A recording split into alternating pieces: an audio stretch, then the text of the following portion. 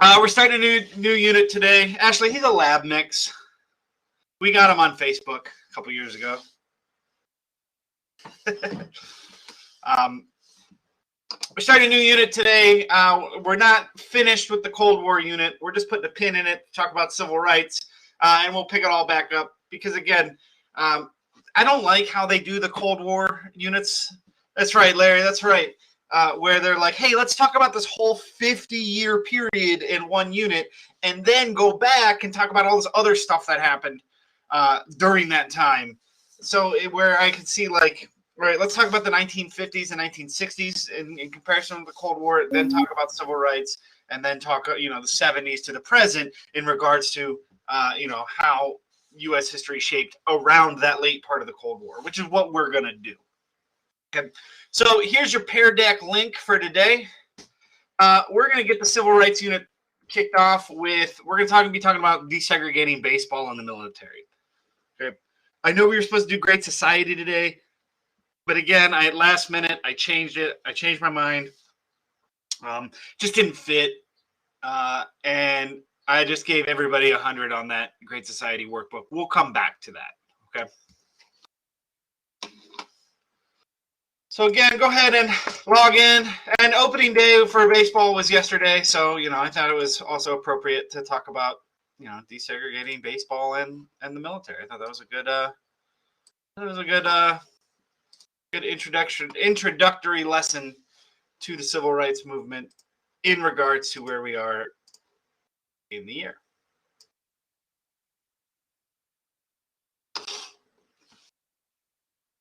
Yeah, it died. I forgot to charge it. Can you hear me okay? I'm using the microphone on my camera. Which I guess, because I hadn't really been toying around with the mics and stuff, because I got the mic that's built into the laptop. The headset has a built-in mic, and my camera has a built-in mic. So I was using the headset for like listening and stuff. But apparently my camera has been the microphone I've been using the whole time. So I guess, as long as it doesn't matter. Marianne. All right. So our learning target today, we should be able to explain how Jackie Robinson's effect on the civil rights movement, or be able to explain Jackie Robinson's effect on the civil rights movement by examining how his entrance into Major League Baseball affected American society. And also, I don't know if any of you are baseball fans, if you paid attention to opening day or anything like that yesterday. Yesterday, they did opening day by everybody wore the number 42, which was Jackie Robinson's number. So every player wore 42. But first, what's your stress level today, guys? Where are you at? Oh, I never shared my screen.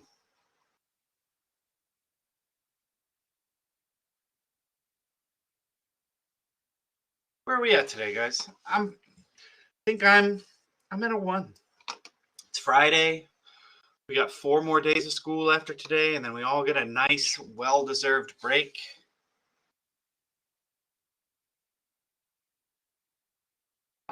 We also only have 4 more days of testing. We're almost done, so if you haven't taken the tests yet, or if you're just getting into it, we're almost through it.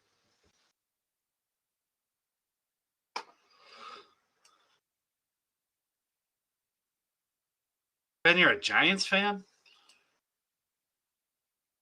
And if you're on this half, guys, if you're over here, let me know what I can do to help bring that stress level down. How can I help you out? What are you stressing about? All right, we're going to move on here in 3, 2, 1. But before we do that, there's 37 of us here, only 14 of us in the Pear Deck. So there's that link if you need to go ahead and get logged in. We got some important vocabulary today, some things we're going to talk about. These are some words that are also thrown around a lot today. And I just want to make sure that we understand and we know what these terms are. Race, ethnicity, equality, segregation, desegregation, integration. Okay, these are the big terms really for the unit. I'm putting together a vocab unit or a vocab Quizlet right now. for us, which we'll get into after spring break probably, guys. Okay.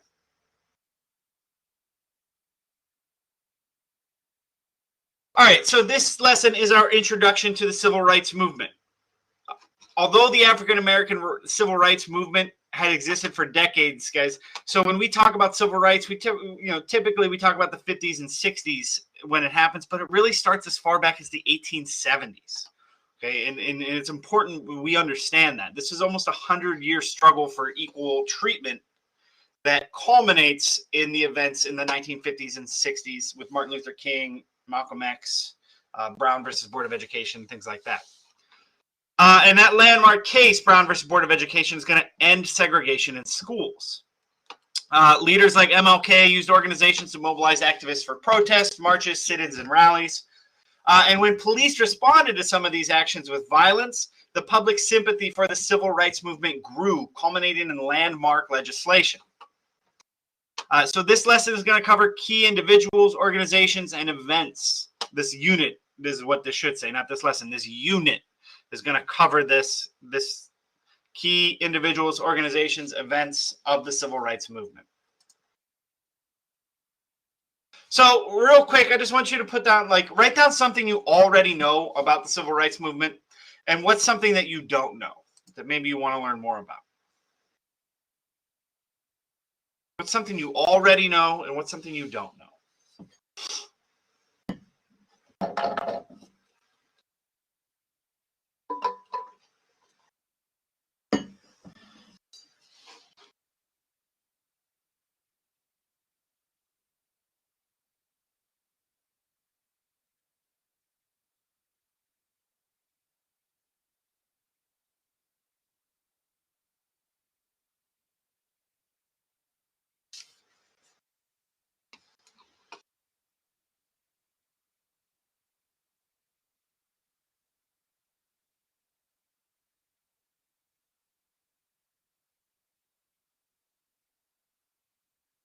What's something you already know about this movement and what's something you don't know? And it's okay if you don't know anything yet about it. If you just have ideas, if you don't remember, because it may have been a few years in school since you've talked about some of this stuff.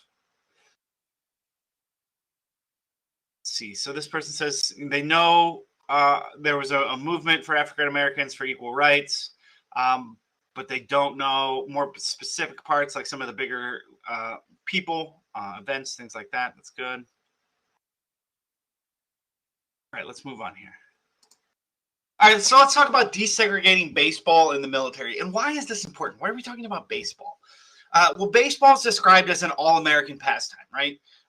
Not so much, I guess, in present times, but for a long time in American history, baseball was a big deal. Now it kind of gets overshadowed by the NBA and NFL, and even now MLS with soccer. But for decades and almost a century, baseball was the pastime of America. Baseball became one of the first activities to bring together Americans of different social classes on a large scale. So you'd have rich and poor all together uniting over their favorite baseball team. But baseball teams still excluded African Americans from equal participation in the game that America loved. And this is going to continue up until after World War II. After World War II, African Americans will use the game of baseball as an active strategy to achieve racial equality. From its days as being a game played on the streets of New York City, the sport of baseball changed people's perceptions of different ethnicities. Okay? The successful baseball careers of Italian and Jewish baseball players like Joe DiMaggio and Hank Greenberg gave their ethnic groups an Americanized image, right? When we think of Joe DiMaggio, we think of dating Marilyn Monroe, the New York Yankees, Murderers Row, the World Series, all this stuff. And he was an Italian immigrant. And baseball, being that all-American pastime, it gives him this image of, a true-blooded American, right? On top of that, German, French, Hungarian, and even American Indian players rose as stars. if you follow baseball, the Cleveland Indians changed their name to the Cleveland Guardians, and one of the reasons they were called the Indians, it was supposedly named after one of their players who was the player coach who was a Native American, and they named the team after him or in honor of him. Whatever your feelings on the name change are, they changed the name. In the major leagues, players of all ethnic backgrounds were accepted, except for African Americans. African Americans have a long history within the game of baseball. The National Association of Baseball Players was founded in 1867, and even though black players were banned, there were African Americans on the roster in several minor league teams. Several black Americans had played successfully through the 1870s and 1880s, but things changed in 1890. The league adopted an unwritten agreement to set up a color barrier. And this ban is going to be in place for more than 50 years. In the early 20th century, so the 1920s, 1930s, there were prominent and successful black athletes like boxer Joe Louis and track star Jesse Owens. I think they made a movie about Jesse Owens not too long ago, or maybe a Netflix show or something. But Jesse Owens is famous for winning the 100-meter dash while he ran at Ohio State.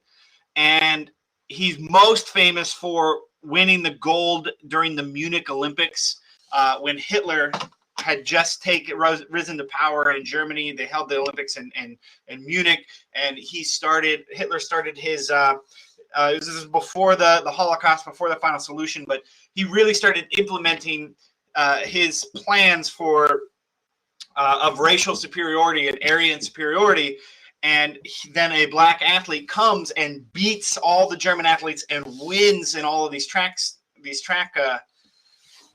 events, and it's kind of like a big, in your face to Hitler. So that's who Jesse Owens was. But even with these successful black athletes, the public remained resistant to racial integration of baseball. So the African Americans, baseball players, they just formed their own leagues. And by the end of World War I, black baseball was one of the top entertainment choices for African Americans. When World War II comes along, by the end of that, there was calls for change in the treatment of black Americans, right? We start to see more calls for ending segregation, especially after World War II, when there's a record number of black Americans who volunteer for military service to fight in the war. Many people felt that it would just be a matter of time before the color barrier is broken. But two men in particular play a central role in breaking that barrier and bringing about the desegregation of baseball, so the ending of segregation. And that is Branch Rickey and Jackie Robinson. And they made a movie a couple years ago. I guess it's been about 12, 15 years ago. Maybe it was like 2010. With Chadwick Boseman, Black Panther, and Harrison Ford.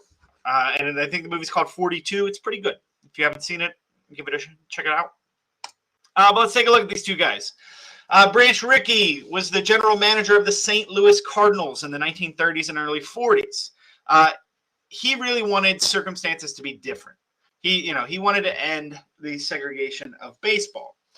He was also a very shrewd businessman, and he saw that there was immense crowds at the Negro League baseball games that really caught his attention. And he said, if we could get these guys in the stands, we could really make some money. But they're only going to go see the black baseball players, because why would black Americans go see the white teams when there's nobody there for them to root for, and we're excluding them from playing the game? Why would they come watch the game? So when Rickey became the manager of the Brooklyn Dodgers in 1943, he was able to enact his groundbreaking integration plans and bring in Jackie Robinson. Jackie Robinson had attended UCLA, where he played on integrated sports teams. He even played semi-professional football in Hawaii for the Honolulu Bears until the attacks on Pearl Harbor, and then he joined the Army in 1942. It's also important to note, guys, I'm a big sports fan. I know some of you guys are sports fans. During the 1940s, during World War II, all of the biggest sports stars, they all quit playing and joined the Army. Bob Feller for the Indians did it. Ted Williams fought in World War II. A bunch of these guys stopped playing and went and joined the Army, which is why we hold a lot of these older athletes in high regard and high esteem because of the sacrifices they make, and then tie into the love of sports that many Americans have. Some of you guys are talking about how you're not, and that's cool. But that's why. Okay. So Jackie Robinson while he was in the Army, this is where he really experienced the racial divide, because at the time, as we mentioned in previous classes, the military was segregated. You could only serve in all black units and all white units and things like that. Dodgers manager Branch Rickey interviewed many black players for his integrated team. He was going to make the Brooklyn Dodgers an integrated team, and he landed on Jackie Robinson, mostly because he was very even-tempered. He knew what it was. He understood the implications of what was happening. And when Robinson played his first game with the Dodgers on April 15th, 1947, he officially breaks the color barrier as the first black player in Major League Baseball.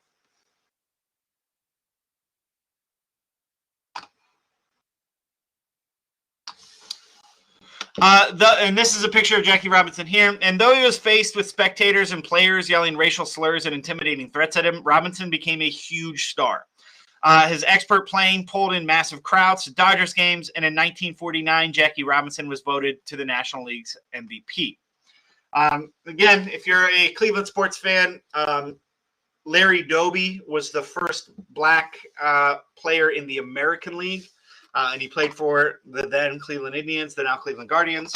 But Jackie Robinson is going to be the first in Major League Baseball to break the barrier. And then we're going to start to see more teams begin to integrate. But it's going to take time, because change takes time, guys. Real change takes time. Okay. And it's going to take until 1959 for all Major League teams to have black players on their roster. Though the teams were integrated on the field, African-American ball players are still going to face continued segregation off the field, right?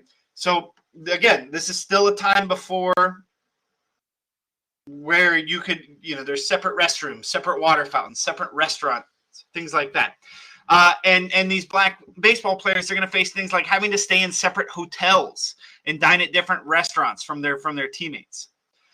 The integration of African Americans into the Major League broke up the Negro Leagues, but while some organizations have tried to revive those leagues over the years, their fan bases have grown more interested in supporting African Americans in the Major Leagues.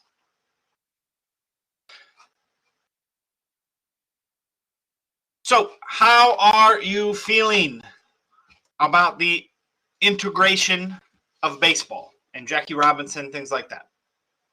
And again, what this kind of shows us, and what we're kind of talking about here, guys, is the integration of popular culture, right? We talked about like jazz music in the 20s and the Harlem Renaissance, and how this was making black culture mainstream for the first time. This is another example of that. But this is an example of African Americans breaking into American culture, and one of the first instances where that integration is embraced by both sides. What's up, Larry?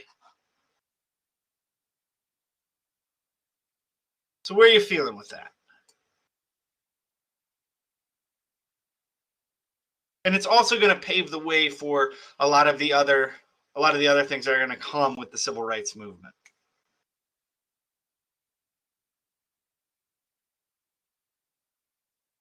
Oh, Larry, I don't know how many other people are named Larry. I mean, you're not the only Larry. That's for sure. I don't know if I'd say billions, maybe millions. Meow. All right, so let's talk about desegregating the military, or Executive Order 9981. It's not as much fun to say as 99066. But while he was serving as president and commander-in-chief to the military during the latter parts of World War II, Harry S. Truman's views on racial equality are going to change. Okay. Early on, Harry Truman's kind of a racist, guys. He's got some pretty troublesome views. But by the end of the war, he changes his mind and kind of grows into this towards this idea of desegregation. In addition to him changing his views, civil rights activist A. Philip Randolph tells President Truman that African Americans would defy draft laws unless the armed forces were desegregated. Truman went on to advocate for civil rights, and he laid out this argument. He said the injustice of calling men to fight for freedom while subjecting them to humiliating discrimination within the fighting forces is at once apparent. Furthermore, by preventing entire groups from making their maximum contribution to the national defense, we weaken our defense to that extent and impose heavier burdens on the remainder of the population. So basically what he's saying is, by limiting African Americans and what they can do in the military, it's hurting the military. And we're in a war at this time. On July 26, 1948, President Harry Truman issues Executive Order 9981, establishing the President's Committee on Equality of Treatment and Opportunity in the Armed Services. He begins the order by writing, "It is essential that there is maintained in the armed services of the United States the highest standards of democracy with equality of treatment and opportunity for all those who serve in our country's defense." Truman's executive order declared that there shall be equality of treatment and opportunity for all persons in the armed service without regard to race, color, religion, or national origin. Rather than going through the long process of legislative action, though, he just signs an executive order and what's done is done. He's the commander-in-chief, and ends segregation in the armed forces immediately. In October of that year, the Navy declares that it's just going to continue the integration that it had started towards the end of World War II. If you've seen the movie Men of Honor with Cuba Gooding Jr. and Robert De Niro, it's all about Navy divers, and that the Navy had been doing this for a few years. They had started the desegregation process. But during these hearings, the Navy and the Air Force defended desegregation, but the Marine Corps, which only had one African-American officer at the time, in the Army, defended having segregated units. But by 1953, the Army reported that 95% of African-American soldiers were serving within integrated units. And thus, the end of segregation in the military. The Korean War is going to be the first war that is fought with integrated units. Okay. So that brings us to the last slide, guys. And I just want to know, this is an opinion. What do you feel is the most important thing that we learn about during the civil rights unit? There's a lot of stuff that we have to learn, that I have to teach you according to the state standards. But I want to know, what do you think is most important? What is something that you really want to learn about in the civil rights unit? How can I craft this unit to fit your needs, to help you understand it best? Okay, so that's your exit ticket.